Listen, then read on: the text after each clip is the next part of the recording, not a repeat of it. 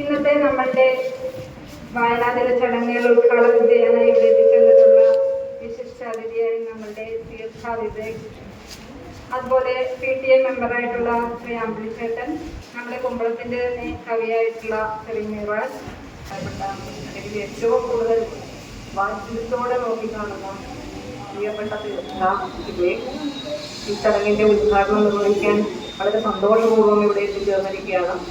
വാരാചരണത്തിന്റെ ഉദ്ഘാടനം ചെയ്യാൻ എത്തിയിരിക്കുന്നത് 2026 ഗ്രാൻഡ് മാസ്റ്റർ നമ്മുടെ കൊച്ചു തീർത്ഥ വിവേക് ആണ്. യുവത്വത്തിന്റെ സർഗാത്മകത, കാരുണ്യം, ദേശീയബോധം, സാമൂഹിക പ്രതിബദ്ധത എന്നിവയുടെ പ്രതീകമായ കൊച്ചു കവയത്രിയെ സ്വന്തം കവിതാ സമാഹാരം സ്കൂൾ ലൈബ്രറിയിലേക്ക് നൽകിക്കൊണ്ട് വിദ്യാർത്ഥി പ്രതിനിധിയായ മാർവാൻ അവറിന് നൽകിക്കൊണ്ട് ഉദ്ഘാടനം ചെയ്ത് സംസാരിക്കുന്നതിന് തീർത്ഥ വിവേകിനെയും ഏറ്റുവാങ്ങുന്നതിന് മർവയെയും ക്ഷണിക്കുന്നു.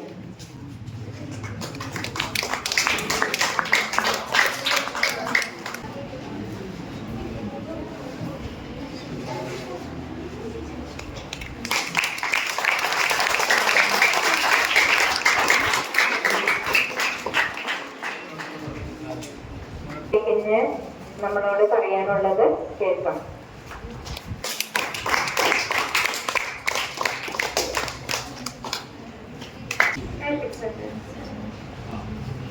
ഏവർക്കും വന്ദനം.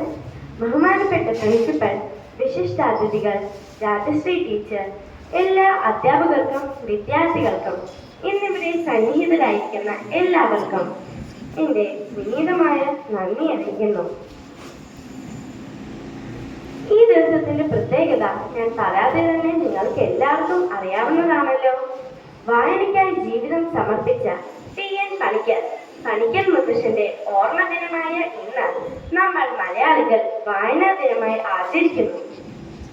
പാഠപുസ്തകങ്ങളിൽ മാത്രം ഒന്നൊതുങ്ങി നിൽക്കേണ്ടതല്ല വായന എന്ന് നമ്മൾ വിദ്യാർത്ഥികളെ ഓർമ്മിപ്പിക്കുന്ന ഒരു ദിനം കൂടിയാണ് ഓരോ വായനാ ദിനവും.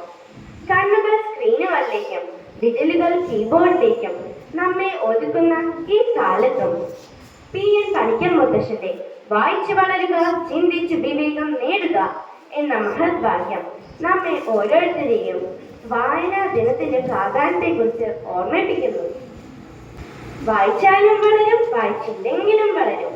വായിച്ചു വളർന്നാൽ വിളയും, വായിക്കാതെ വളർന്നാൽ വളയും.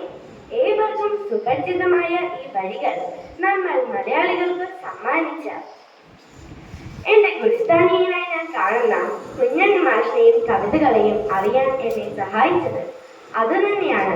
ചെറു കവിതകൾ എഴുതാനും ചൊല്ലാനും എനിക്ക് പ്രയോജനമായിട്ടും പ്രചോദനമായിട്ടും. ഓർക്കുക കൂട്ടുകാരെ, നമ്മൾ മനസ്സിട്ട് വായിക്കുന്ന ഓരോ വരികളും നമുക്ക് വരും നാളുകളിൽ പ്രയോജനവും പ്രചോദനവുമായിരിക്കും. അക്ഷരങ്ങളുടെ ലോകത്ത് നമുക്ക് ചിരിച്ചു കളിച്ച് പഠിച്ചുകൊണ്ട് നമുക്ക് ഒരുമിച്ച് നന്മകൾ കൊയ്യാം. വായനയിലൂടെ നമുക്ക് നല്ലൊരു ജീവിതവും കാഴ്ചപ്പാടും സുസ്ഥിരമാക്കാം. അക്ഷരദേവിയെ പ്രണമിച്ചുകൊണ്ട് ഈ അക്ഷരമുറ്റം സാക്ഷിയായി നമുക്ക് ഒരുമിച്ച് ഈ വായനാ ദിനം അനുഗ്രഹീതമാക്കാം. നന്ദി, നമസ്തേ.